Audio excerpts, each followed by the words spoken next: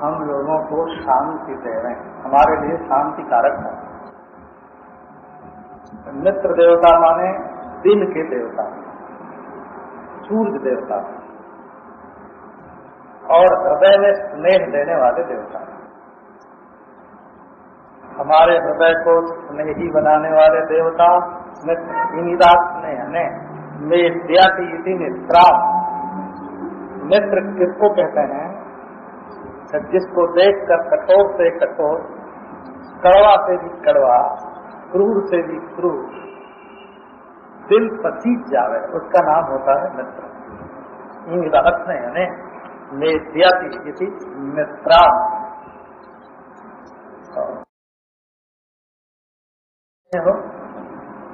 अगर खूब गुस्सा आया हो और मित्र सामने आके खड़ा हो जाए तो झट एक मुस्कान उसको देंगे, हाथ जोड़ेंगे, और जिसके ऊपर गुस्सा है भूल जाएगा। जो हमारे हृदय में स्नेह का संचार करे उसका नाम मित्र। दिन के देवता सूर्य माने दिन में हमेशा हमारा हृदय स्नेह से भरा रहे, आप देता रहे और प्रकाश का अनुभव करता रहे। और शाम वरुण माने रात्रि का देवता। जब हम अज्ञानांधकार में होते हैं उस समय भी जो हमारी भलाई के लिए, हमारी रक्षा के लिए तत्पर रहे उसका नाम है वरुण देवता। वो हमारे लिए शांति कारक है। सन्नो भवत् स्वर्यमा, जो हमारी आंखों का देवता है। सूर्य अनुकूल रहे, वरुण अनुकूल रहे और हमारी आंखों की देवता। हमारी दृष्टि सर्वत्र पवित्र रहे, शाम रहे। अर्जुना माने आंखों का देवता। सन्न इंद्र, सन्न इंद्र बोलते हैं, सन्न इंद्र। इंद्र माने हाथ का देवता, वो हमारे लिए शांति कारक है। हम खुद अपने हाथ से कोई ऐसा काम न कर बैठे जिससे हमारे जीवन में अशांति आवे।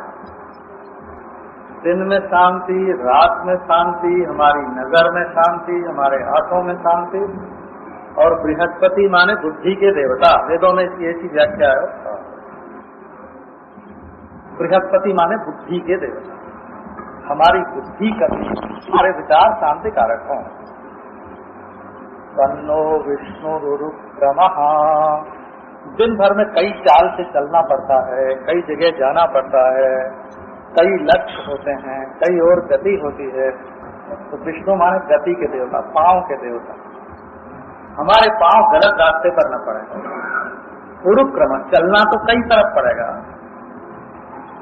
कभी पूरब, कभी पश्चिम, कभी दोस्त के साथ, कभी दुश्मन के साथ, कभी पीछे,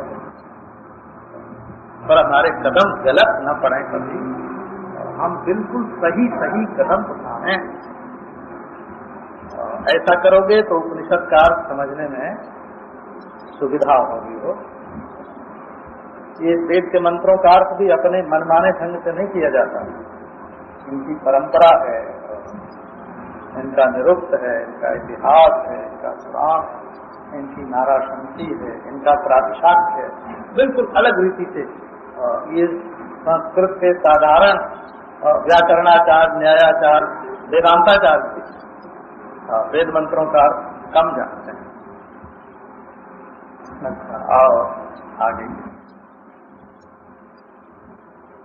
सत्यं ज्ञान अनंतं च।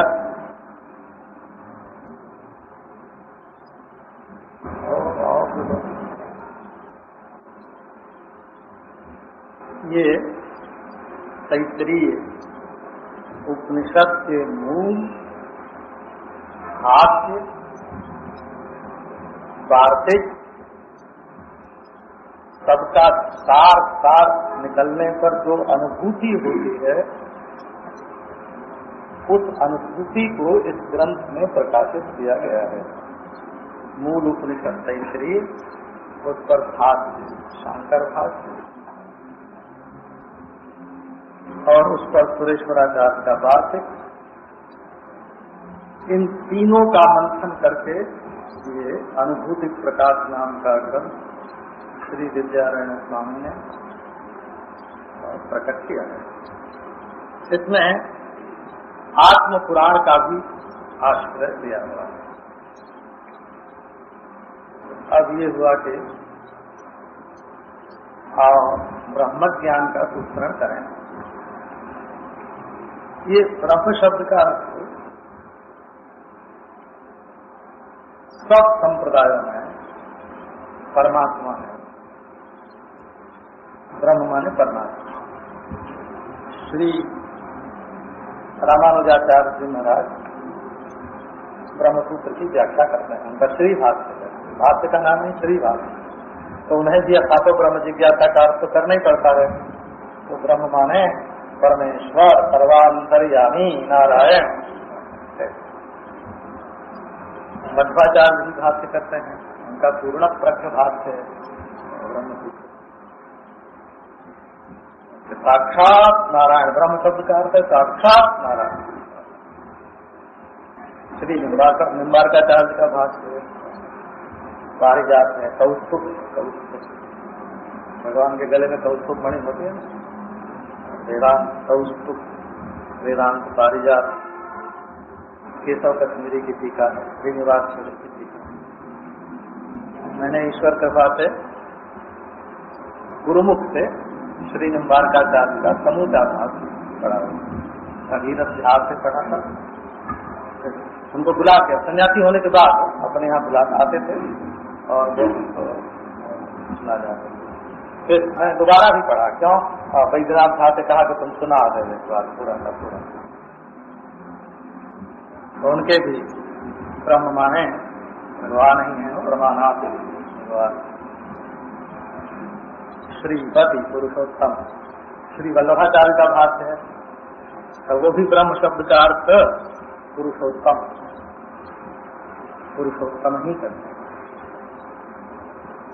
तो ब्रह्म शब्द जो है वो सभी संप्रदायों के द्वारा, शंकर, रामानुज, निम्बार्क, मध्व, वल्लभाचार्य, सबके द्वारा संप्रदाय में समादृत ब्रह्म शब्द है। और ब्रह्म शब्द का अर्थ होता है परमात्मा, परमेश्वर। तो उपास्य की कक्षा और ज्ञेय की कक्षा, एक भजनीय भगवान का परमात्मा का स्वरूप होता है और एक ज्ञातव्य परमात्मा का स्वरूप होता है। तो भजन में उपयोगी परमात्मा का स्वरूप एक होता है, जानेंगे और प्रेम करेंगे, जानेंगे भजन करेंगे। और एक होता है ज्ञान में उपयोगी परमात्मा का स्वरूप। तो इसी से रामानुजाचार्य ने विशिष्टाद्वैत, मध्वाचार्य ने द्वैत, निम्बारकाचार्य ने द्वैताद्वैत, वल्लभाचार्य ने विशुद्धाद्वैत। फिर द्वैताद्वैत के कई भेद, भास्कराचार्य का औपाधिक द्वैताद्वैत है, निम्बारकाचार्य का स्वाभाविक द्वैताद्वैत है, चैतन्य महाप्रभु का अचिंत्य द्वैताद्वैत है। ऐसे संप्रदाय में संप्रदाय सब के सब अनादि होते हैं। बीच में जो आचार्य होते हैं वो संप्रदाय के प्रवर्तक नहीं होते हैं, उसके उद्धारक होते हैं। माने अनादिकाल से जो संप्रदाय चल रहा है उसमें उसका लोप हो गया हो, उसका प्रचार कम हो गया हो, तो बीच में आचार्य लोग आकर के उस संप्रदाय को लोगों के सामने उसका शुद्ध स्वरूप रखते हैं। और संप्रदाय सब के सब अनादि ही होते हैं। अब आओ आपको किसी से परस्पर राग द्वेष का कोई कारण नहीं होता है। वो उस अनादि संप्रदाय के अनुयायी हैं, कोई शिव संप्रदाय के अनुयायी हैं, कोई ब्रह्म संप्रदाय के अनुयायी हैं, कोई विष्णु संप्रदाय के अनुयायी हैं, कोई सुदर्शन संप्रदाय के अनुयायी हैं, कोई शेष संप्रदाय के अनुयायी हैं। ऐसे ये इसकी विद्या चलती है। अब आपको शंकर संप्रदाय के अनुसार जो इसका विभाग है वो सुना। वो कहते हैं श्रद्धा और विश्वास। आप वेद पर, गुरु पर, संप्रदाय पर श्रद्धा कीजिए और अपने अपने संप्रदाय में जो प्रमाण स्वीकार है उसको स्वीकार करें और उस विश्वास के अनुसार साधन करके, श्रद्धा के अनुसार साधन करके और फल प्राप्त कीजिए। तो ब्रह्म विद्या के हेतु में, स्वरूप में और फल में एक विलक्षणता है और कर्म, उपासना और योग के साधन में, स्वरूप में और फल में एक विशेषता है। ये दोनों अलग अलग हैं। जैसे आप स्वर्ग प्राप्त करना चाहते हैं तो स्वर्ग की प्राप्ति के लिए आपको वेद शास्त्र पर विश्वास करना पड़ेगा, श्रद्धा करनी पड़ेगी और जो उसमें स्वर्ग की प्राप्ति के लिए अनुष्ठान बताया हुआ है, यज्ञ जागादि, तो करना पड़ेगा और उस यज्ञ जागादि का जो फल है वो इस जीवन में लौकिक सुख के रूप में या इस जीवन में नहीं तो मरने के बाद परलोक में, उत्तर जन्म में, अगले जन्म में उसका फल मिलेगा। इस जन्म में भी मिल सकता है, परलोक में भी मिल सकता है, अगले जन्म में भी मिल सकता है और जितना फल होगा उतना भोग करने के बाद फिर बस उससे आगे नहीं। स्वर्ग से भी उतरना पड़ेगा, जीवन में भी उतना ही फल मिलेगा, अगले जीवन में भी उतना ही फल मिलेगा। तो देखो, स्वर्ग की साधना है श्रद्धा, विश्वास और अनुष्ठान, विहित अनुष्ठान, यज्ञादि का अनुष्ठान। यज्ञादि का अनुष्ठान उसका स्वरूप है धर्म का और श्रद्धा, विश्वास ये उसका हेतु है और उसका फल है स्वर्ग आदि रूप शास्त्रों। अब कोई कहे कि हम चाहते तो हैं स्वर्ग और मनमाना साधन करेंगे तो मनमाने साधन से स्वर्ग नहीं मिलेगा, क्योंकि स्वर्ग का ज्ञान सिवाय शास्त्र के और किसी प्रकार से होता ही नहीं। स्वर्ग है ये बात कोई देख के नहीं बताता है, कोई जाके नहीं जानता है। तो जब अलौकिक फल की प्राप्ति करनी है तो उसका साधन भी अलौकिक होगा और वो अलौकिक उपाय से ही प्राप्त होगा, लौकिक उपाय से नहीं। इसलिए शास्त्र श्रद्धा के बिना यदि कोई स्वर्ग की प्राप्ति चाहता है और शास्त्रोक्त अनुष्ठान के बिना स्वर्ग आदि की प्राप्ति चाहता है तो वो नहीं हो सकता। अब कोई समाधि को लगाना चाहे और कहे अपने आप लग जाएगी, तो अपने आप जो समाधि लगेगी वो तुम्हारे काम की नहीं होगी। वो लगेगी फिर छूटेगी, लगेगी फिर अपने आप लग गई तो अपने आप छूट भी जाएगी। उस पर तुम्हारा कंट्रोल नहीं है, वो तुम्हारे वश में नहीं है। ये नहीं हमारा मन तो अपने आप ही लग जाता है। अरे अपने आप लगेगा तो अपने आप एक दिन ऐसा टूटेगा कि मार डालेगा तुमको, बोला। हमारा आप मन अपने आप अमुक जगह पर, बड़ी बढ़िया जगह पर गया, ठीक है आज बढ़िया जगह पर गया है, कल घटिया जगह पर जाएगा और नाश कर देगा। मन का थोड़ी देर के लिए अच्छी जगह जाना या एकाग्र होना उतना कीमती नहीं है। कीमती उसमें यह है कि वो हमारा आज्ञाकारी है कि नहीं, वश में है कि नहीं, कि नियंत्रित है कि नहीं। आज आपके नौकर ने बहुत बढ़िया काम किया, बड़ी मीठी आवाज में बोला, है ना, ठीक, बहुत बढ़िया, आज जो किया तो बहुत अच्छा, पर आपकी आज्ञा के अनुसार काम करता है कि नहीं, उसकी विशेषता ये है। आज्ञाकारी होना, जब कहें कि सब बंद हो जाए तो बंद हो जाए। नौकर को कहें कि अभी काम मत करो, कहने हम बहुत बढ़िया काम कर रहे हैं, आप नहीं कहोगे तब भी हम यही करेंगे, तो आपके वश में नहीं है वो। तो मन जो है उसके द्वारा स्वयं किया हुआ अच्छा काम और हमारी आज्ञा के अनुसार किया हुआ अच्छा काम, उसका मनमाना स्वच्छंद उच्छृंखल होना ये दूसरी चीज है, और उसका हमारे वश में होना दूसरी चीज है।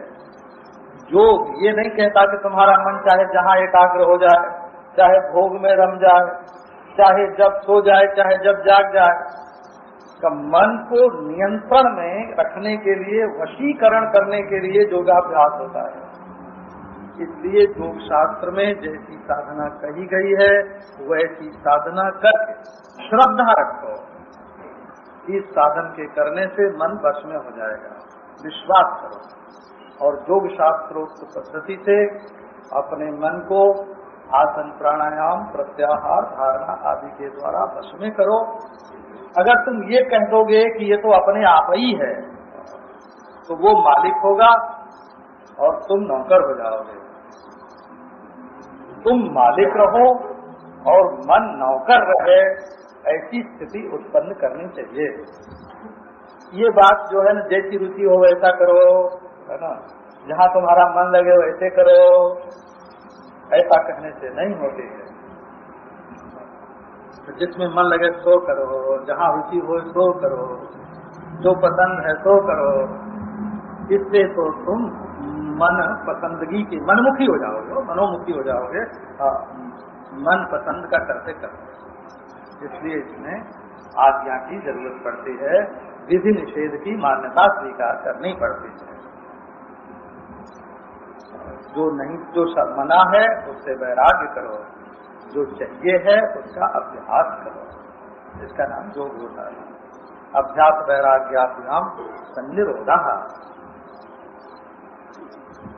अभ्यास वैराग्य के द्वारा अपने मन को निरुद्ध करो, मन को मारो मत, मन को काबू में करो, मन को काबू में करो। अगर मन काबू में नहीं है तो तुम मन के काबू में हो जाओगे। क्या करें महाराज, मन नहीं मानता। इसके लिए साधन, उपासना के साधन में एक विचित्रता है, वो धर्म के साधन और योग के साधन, दोनों की साधना से उपासना के साधन में एक बड़ी विलक्षणता है। धर्म में अपना किया हुआ कर्म, शास्त्र के अनुसार अपना किया हुआ कर्म फल देता है। ठीक है, बहुत अपना किया हुआ योगाभ्यास। धर्म में विधि और निषेध है, योग में अभ्यास और वैराग्य है, पूजा में आवाहन और विसर्जन है, और तत्वज्ञान में अध्यारोप और अपवाद है।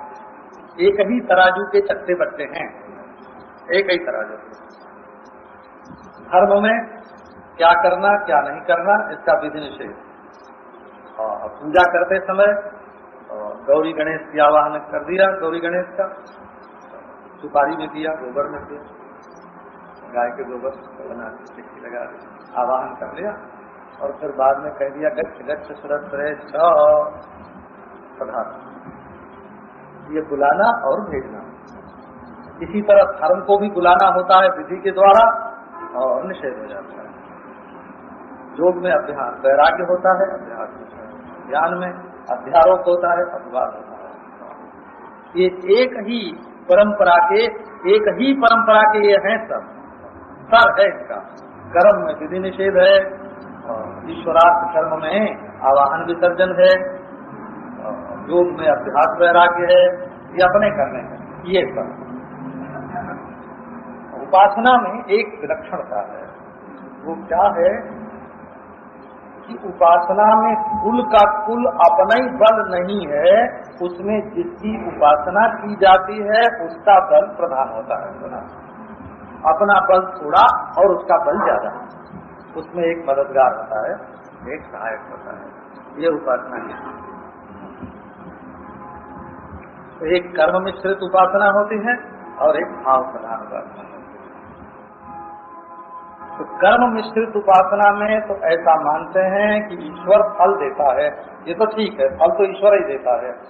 ईश्वर साधन का निर्वाह भी करता है, फल भी देता है, शक्ति भी देता है, लेकिन वो कर्म के अनुसार फल देता है। जैसा कर्म होगा वैसा फल देगा। इसमें पौरुष की प्रतिष्ठा है। और ईश्वर कर्तुम अकर्तुम अन्यथा कर्तुम समर्थ है। जिसके ऊपर खुश हो जाए उसका प्रारब्ध भी मिटा दे। ये ईश्वर की कृपा है। प्रारब्ध मिटा दे, मुक्ति को हल्की फुल्की बना दे। मोक्ष लघुताकृत प्रारब्ध हृत मोक्ष लघुताकृत। तो उपासना में ये शक्ति कहाँ से आवेगी? जीव की शक्ति से प्रारब्ध का नाश नहीं हो सकता। जीव के प्रयास से मोक्ष हल्की नहीं पड़ सकती। जब उसमें ईश्वर कृपा का सन्निवेश होता है तब भगवान की भक्ति के बल से, उपासना के बल से प्रारब्ध मिट जाता है।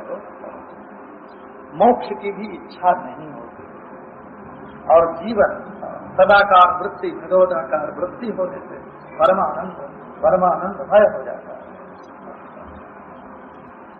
तो अब ये उपासना है, इसमें भगवान का बल, धर्म में, योग में जीव का बल प्रधान है और उपासना में, कर्म मिश्रित उपासना में ईश्वर और कर्म दोनों का मिश्रण है और शुद्ध भक्ति में केवल ईश्वर ही ईश्वर है। उसमें जीव के बल और जीव के कर्म की कोई अपेक्षा नहीं रह जाती। वो निरपेक्ष है, अन्य साधन निरपेक्ष है। सगुण ईश्वर की प्राप्ति में ये जो राम का दर्शन है, कृष्ण का दर्शन है, विष्णु का दर्शन है, शिव का दर्शन है, लीला में प्रवेश है, परम धाम की प्राप्ति है, इसमें भक्ति स्वतंत्र है, बिल्कुल भक्ति स्वतंत्र है। भक्तिरेवैनम समयति, भक्तिरेवैनम दर्शयति, भक्तिरेवैनम गमयति, भक्तिरेवैनम नयति। भक्ति सबसे बड़ी चीज है भगवान की। ये जो शंकराचार्य का तत्व ज्ञान का मार्ग है उसकी पद्धति दूसरी है, उसकी शैली दूसरी है। पहले ही वो कहते हैं कि दुनिया में 4 प्रकार कर्म का फल देखने में आता है। 4 प्रकार अभी सुनाते हैं।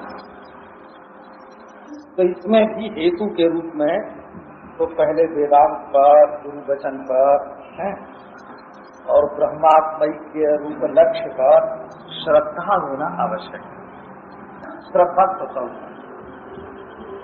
अगर तुम्हारा मन शांत नहीं होगा,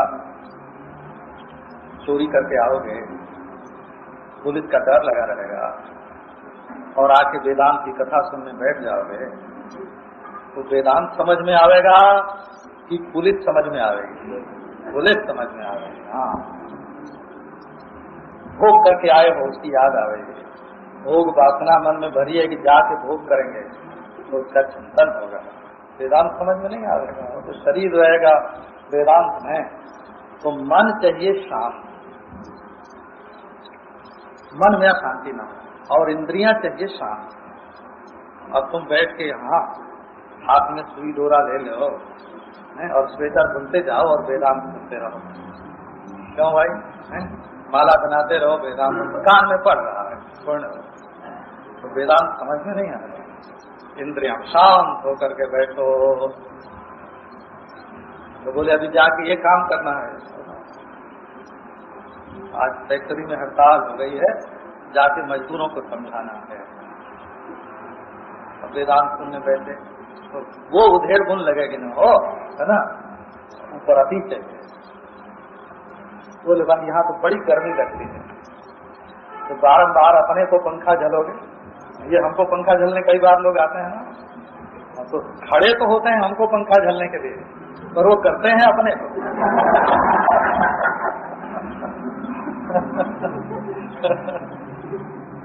तो थोड़ी गर्मी सर्दी सहने की ताकत होनी चाहिए अगर वेदांत समझना है तो। और एक ऐसी असंभव बात कही जा रही है कि केवल ज्ञान से, जानने मात्र से मोक्ष हो जाता है।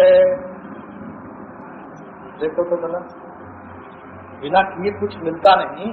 बिना थाली में भोजन रखा हो, जब तक हम हाथ से उठावेंगे नहीं तब तक तो मुंह में जाता नहीं, और मुंह में डाल दें और मुंह चलावे नहीं तो निगल नहीं सकते। हाँ, बिना कुछ किए कुछ मिलता तो दुनिया में है ही नहीं। और ये मोक्ष ऐसी चीज है कि जो जानने मात्र से मिल जाए तो इस पर श्रद्धा होना बड़ा कठिन है कि कोई ऐसी भी चीज हो सकती है जो जानने मात्र से मिल जाए। ये तब होगा हो जब वो चीज खोई तो न हो पर खोई हुई मालूम पड़ती हो। सब वैष्णव शैव शास्त्र सिद्धांतों में ये मानते हैं कि भगवान कहीं गए नहीं हैं, अपने हृदय में हैं, अंतर्यामी हैं। भगवान मिलते हैं तो नित्य प्राप्त की प्राप्ति होती है, अप्राप्त की प्राप्ति नहीं होती। ये सब वैष्णव शैव शाक्त गणपत सौर, इसमें किसी का कोई मतभेद नहीं है। हम लोगों को ये बात पढ़ाई गई हो, एक ही तरह के मनुष्य हैं, एक ही ईश्वर की संतान है, मेल हम लोगों में कितना है, कितना बड़ा मेल है। तो मेल नहीं देख करके जो लोग केवल विरोध ही विरोध देखते हैं वो बहुत गलत देखते हैं। तो आओ आए, समन्वय करने की प्रणाली ये है कि सामान्य जानकारी हो, मेल की जानकारी हो कि हमारा मतैक्य कहाँ कहाँ है और फिर मतभेद कहाँ कहाँ है और इसका हमारे मत की विशेषता क्या है, ये भी जानना चाहिए, विशेष भी जानना चाहिए। और फिर विशेष में सबका समन्वय होना चाहिए, विरोध का भी समन्वय होना चाहिए, मेल का भी समन्वय होना चाहिए। यही तत्व समन्वया ब्रह्म सूत्र का अभिप्राय है। सब मानते हैं, ऐसा ही मानते हैं। हे नारायण। अच्छा, तो अब हम कर्म उपासना के मार्ग में जब चलते हैं तो उनके फल, उनके स्वरूप की अपेक्षा वेदांत ये ब्रह्म ज्ञान की क्या विशेषता है, अपनी अपनी जगह पर सत्य। तो कर्म से किसी फल की उत्पत्ति होती है। जैसे आप हल चलावेंगे, धान बोएंगे तो चावल पैदा होगा, ये उत्पाद से हुआ हो। तो कर्म करने से कुछ उत्पन्न होता है, कर्म करने से एक फल उत्पन्न होता है। ऐसा फल उत्पन्न होता है जो पहले नहीं था, अब पैदा हो जाएगा। जैसे अपूर्व पैदा हुआ, पहले तुमने यज्ञ नहीं किया था, अब यज्ञ किया, तो यज्ञ से पहले जो स्वर्ग तुमको नहीं मिलने वाला था वो मिलने के लिए अपूर्व उत्पन्न हो जाएगा और स्वर्ग मिलेगा। तो कर्म करने से जो चीज पहले अपने को मिली हुई नहीं होती है वो मिल जाती है। रसायन बनाओ, रंग बनाओ, है ना, फैक्ट्री चलाओ, कपड़े पैदा करो, तो एक होता है उत्पाद। कर्म से वस्तु उत्पन्न होते हैं। और एक होता है कर्म से क्या होता है, कोई चीज अगर खराब हो गई है तो कर्म करके उसको साफ करेंगे, वो संस्कार करेंगे। चावल पर धान लगा हुआ है, उसको कूट के वो भूसी लगी हुई है उसको अलग कर देंगे, धान पर से भूसी अलग कर देंगे। वो कूटने से हो संस्कार हुआ, उसमें लाल लाल चावल है और सफेद कर देंगे उसको। एक विकार होता है, कर्म से विकार पैदा किया जाता है। वो क्या, कच्चा चावल है उसको पका दिया, पक गया,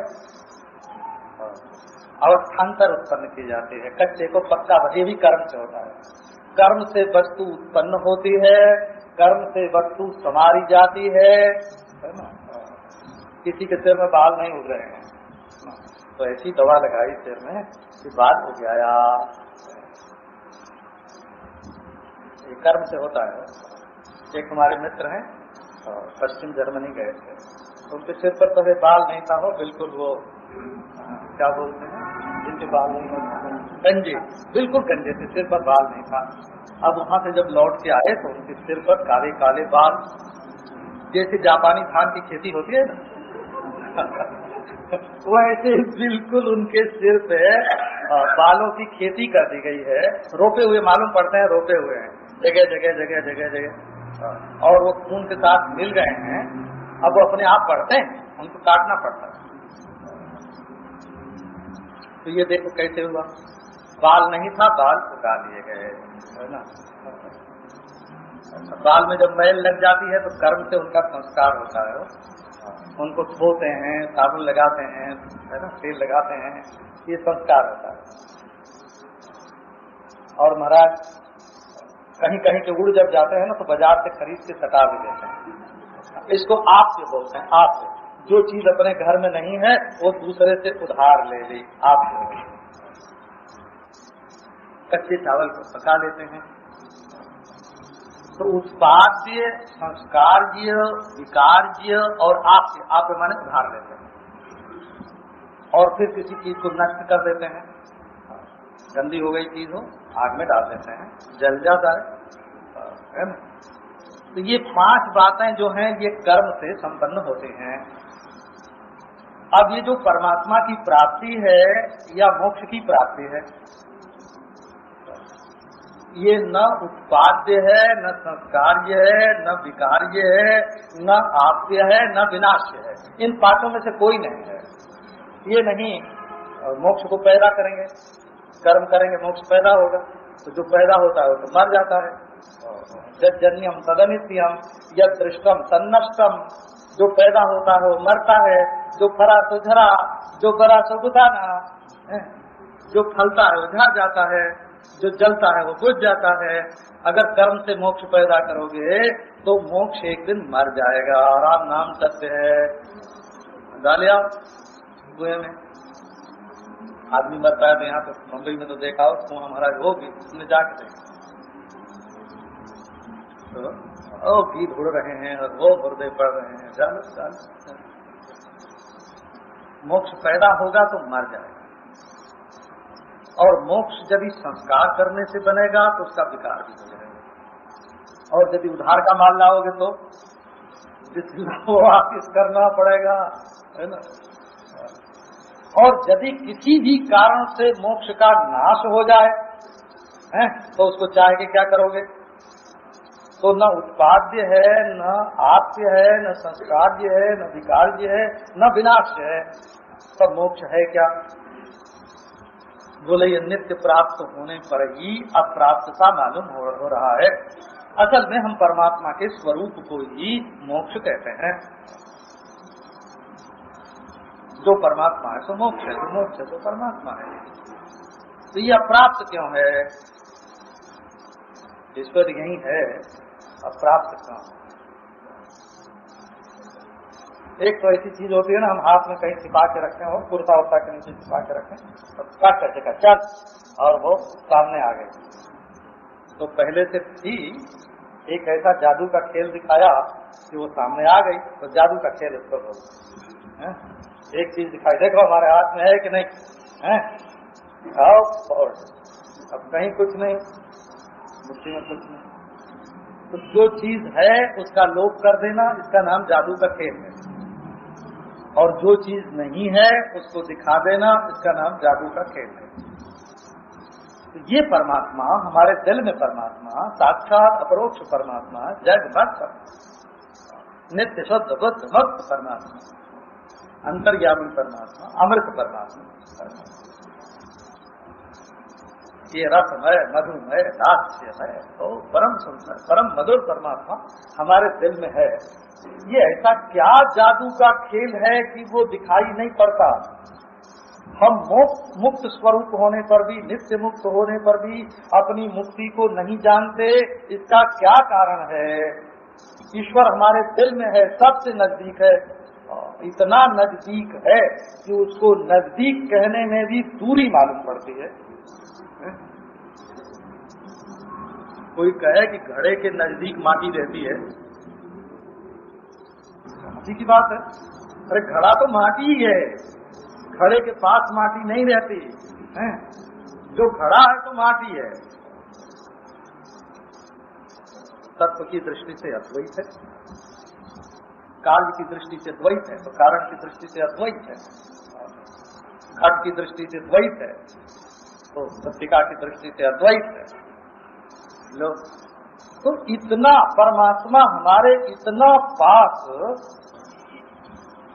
हमको क्या तू ढूंढे बंदे, हम तो तेरे पास। अरे बस एक बार इंटरव्यू कराने की जरूरत है, तो एक बार पहचान करा दो। और यहाँ तक कि यदि आप मीम साहब को भी जानते हो ना, तो हम आपकी पहचान करा देंगे उसी मीम साहब से, ये हस्बैंड। ऐसी परमेश्वर की पहचान ऐसे होती है वो, परमेश्वर की पहचान। ये देखो, माया पहचानते हो, जादू का खेल पहचानते हो, मायापति तो बोलते हैं, मायापति, मायाधिष्ठान, माया प्रकाश, ये जादू का खेल है। उसका बिछुड़ना भी जादू का खेल है, क्योंकि वो बिछुड़ सकता है, वो बिछुड़ सकता है। इसलिए ईश्वर का बिछुड़ना एक माया है, ईश्वर का मिलना वो कहीं गए ही नहीं है, वो तो यही है, अभी है, यही है? तो उसका मिलना भी उपदेशी से विद्या अविद्या दोनों शक्तियों को माया की शक्ति कहा जाता है। वही माया देवी जब प्रतिकूल होती हैं तो ईश्वर को अनमिला दिखा देती हैं, और वही जब अनुकूल होती हैं तो विद्या शक्ति के रूप में आके पहचान करा देती हैं। एक आपको सच्ची बात सुनाते हैं। पटना स्टेशन पर, बांकीपुर स्टेशन पर एक पति पत्नी कहीं स्टेशन पर उतरे, पटना स्टेशन पर उतरे, दोनों में ट्रेन में ही लड़ाई हो गई। तो पत्नी देवी रोती हुई और नाराज होती हुई निकली। उनको चिल्लाते देख के लोगों ने कहा, क्या है, कोई भगा के तो नहीं ले जा रहा है, घेर लिया है। तो लोगों ने उनसे पूछा कि ये कौन है? उसका हमारा कोई नहीं है, ये हमारा दुश्मन है ना।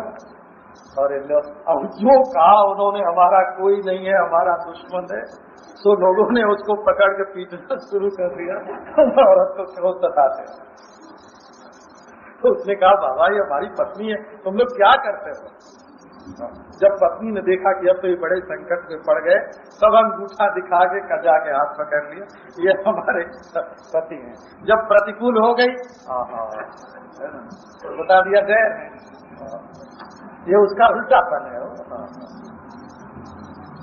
और जब खुश हो गई तो बता दिया हमारे हैं। तो ये माया देवी जब प्रसन्न होती हैं तब तो विद्या का रूप धारण करके पहचान करवाती हैं, और ये जब नाराज होती हैं तब अविद्या का रूप धारण करके, ये जीवन में सुख शांति जो है ना, इन्हीं महामाया की कृपा से, इन्हीं महामाया की कृपा से है कि वो विद्या के रूप में रहती हैं, ये अविद्या के रूप में रहते हैं।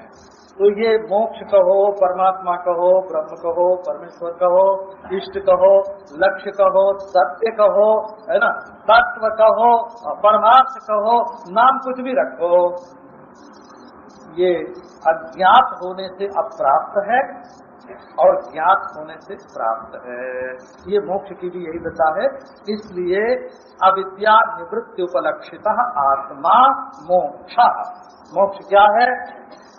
अविद्या की निवृत्ति, जिसमें जो अविद्या की निवृत्ति का प्रकाशक है, जो अविद्या की निवृत्ति का दृष्टा है, जो अविद्या की निवृत्ति का अधिष्ठान है, वो आत्म तत्व ही मोक्ष स्वरूप है, वही परमात्मा है। ये बात शास्त्र में ऐसे वर्णन की गई है। तो देखो, तीन बात देखो, श्रद्धा चाहिए, और इसमें भी श्रुति वेदांत रूप प्रमाण चाहिए, है ना, और प्रत्यक्ष चैतन्याभिन्न ब्रह्माकार वृत्ति चाहिए, उससे अविद्या की निवृत्ति चाहिए, और अविद्या की निवृत्ति से कोई उत्पन्न होने वाला फल नहीं, जो आत्मा का स्वरूप है स्वयं सिद्ध मोक्ष, उसका अनुभव होना चाहिए। तो स्वर्ग पर आप श्रद्धा करते हैं, उस पर विश्वास करते हैं, मरने के बाद होता होगा स्वर्ग का साक्षात्कार, लेकिन वेदांत पर श्रद्धा करते हैं, वेदांत प्रमाण के अनुसार उसका विचार करते हैं, उसके अनुसार प्रमा होती है, भ्रम की निवृत्ति होती है। और यही ये मरने के बाद नहीं, ये दूसरे जन्म में नहीं, ये परलोक में नहीं, ये कालांतर में नहीं, अविद्या निवृत्ति समकाल ही कैवल्य। मोक्ष माने मरना नहीं, मोक्ष माने निकम्मा होना नहीं, मोक्ष माने कहीं पानी में डूबना नहीं, गुफा में छिपना नहीं। मोक्ष माने इसी संसार में, इसी व्यवहार में हंसते हुए बोलते हुए, सोवत बैठक पड़े उठाने, कहे कबीर हम वही ठिकाने। अनुभव का दीदार है अपना रूप का।